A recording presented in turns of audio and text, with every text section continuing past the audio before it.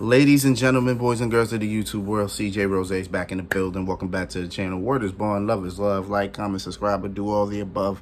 And if you ain't doing anything today, follow my Instagram. RugerRose23 is the place to be. Okay. So, Monday Night Raw just ended a couple minutes ago.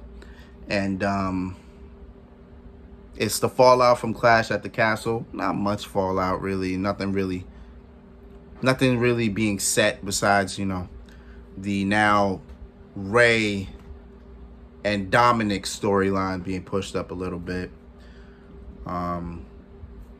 Bianca and Bayley looks to be on a collision course for the Women's Championship. And, the whole Dexter Lumis-Miz thing continues. All that was fine and dandy. It's to be expected. The biggest news to come out of Monday Night Raw was that we got a return. And this return is pretty much dividing the IWC. You gotta love the IWC. I swear they're toxic. I swear they are. But, all right, so let me set the scene for you. So it was a fatal four-way #1 contenders match to determine who was going to be the next challengers for the Usos and the undisputed tag team titles.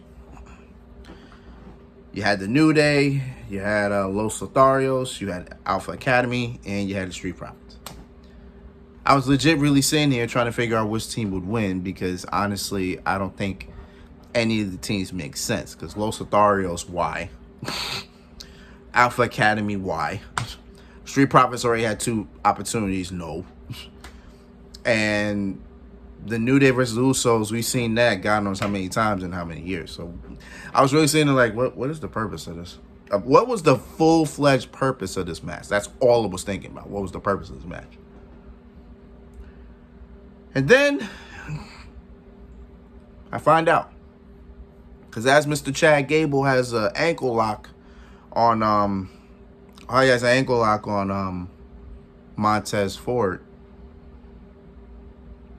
you hear a large yell, roar, and then you see the name on the Titantron, and here he comes in red pants. He wore red pants. Braun Strowman is back in WWE. Okay. Well,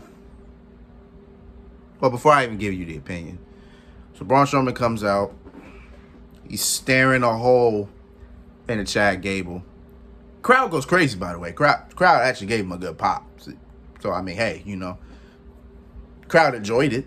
Can't say they didn't like it. Again, he's staring a hole in the Chad Gable. Clotheslines Chad Gable, beats the hell out of Los Lotharios.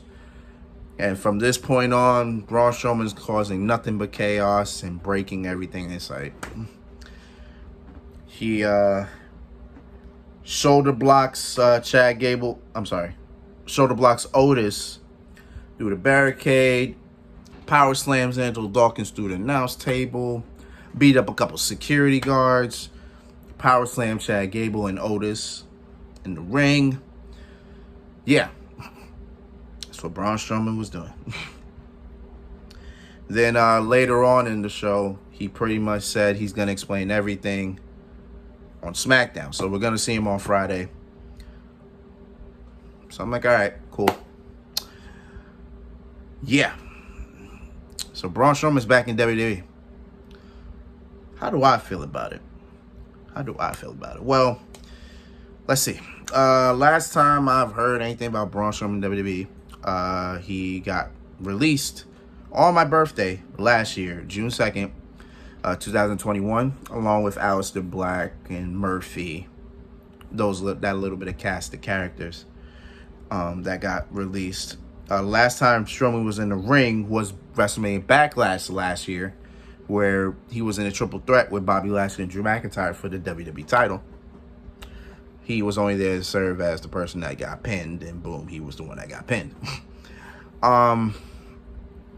Since he got released, Strowman's been pretty much all over the indie, not all over the indie scene, but he made a couple appearances. He made an appearance on ROH with EC3. Those two actually created their own little wrestling company per se, called Control Your Narrative, and that's what he's been doing for pretty much all his time, was controlling his narrative.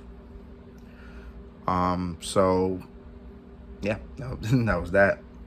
A couple weeks, I want to say maybe a week or two ago, there was news saying Braun Strowman has re-signed with WWE.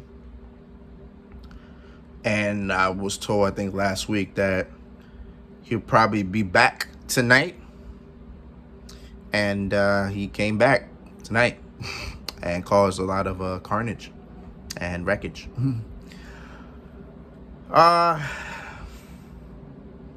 Okay. How do I feel about Braun Strowman being back? To be honest, I don't know yet.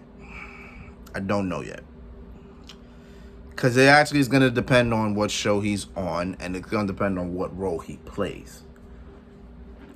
So, is Braun Strowman going to be, the main event, the monster in the main event, or the monster of the mid-card? What exactly is his role? Where's he going to be placed? Who's his first feud? Will he get a championship shot? Will he get a championship? You know what I'm saying? There's just a lot of things that are just coming to the mind right now, to be perfectly honest. I guess this is more of a we'll see in due time what it's going to be, because I can't really specifically tell you. It's hard to really tell you when it just happens, and he just goes out there and destroys and decimates half, if not 75% of the tag team division. Again, Strowman did this before 4 years ago. He did it again this year. So it's okay, we know Strowman, Jesus. We know Strowman is gonna be a monster. We know that. But the last time he was here, he became pretty much a main event player, He finally became Universal Champion about, 3 to 4 years late, but he got it, He won an Intercontinental Championship. He won he won 2 titles, bringing up his stock a little bit. But after he lost the title, he really didn't have no place. He had Shane McMahon at WrestleMania, in the steel cage. That was a pretty okay moment, pretty what it is. Shane was pretty much bullying him. Then after that, again, there was no place. So he was out of place for the longest. So now it's okay, he's back. What is he gonna do now? I don't know what his place is gonna be, but I am intrigued to see what Triple H has planned for him. Is he gonna be a face? Is he gonna be a heel? Is he better as a heel?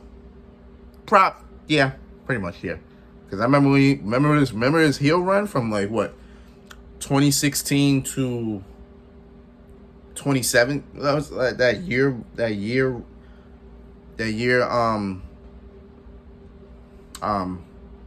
What was it? That year heel run that he had. Pretty good. And of course his matches with Roman Reigns were great. Now, as I just said this man's name, who knows? He may actually have something to say to Roman Reigns. He'll probably say, "I'm not finished with you," which was always his line to Roman Reigns. "I am not finished with you." He might say that to Roman, because technically they may have some. They actually may not have unfinished business. They may not have unfinished business, but you may never know. I guess we'll see on SmackDown what it's going to be. We'll see what's up. But yeah. I'm happy he's back. I like Braun Strowman. I did. He was one of those big men that, if booked right, would be good. Would be great. But I guess we'll see what happens. We'll see what's up. We don't know if he's going to be a face or a heel. At the moment, he seems like a face again. So, I don't know. We'll see what's up. But until then, it's been Rose, man. Thank you for watching. Thank you for all the love, support, as always. Be on the lookout either tomorrow, Wednesday. My career retirement for NBA 2K22 will be happening. I will be going to the Hall of Fame. And then, Friday, NBA 2K23 comes out.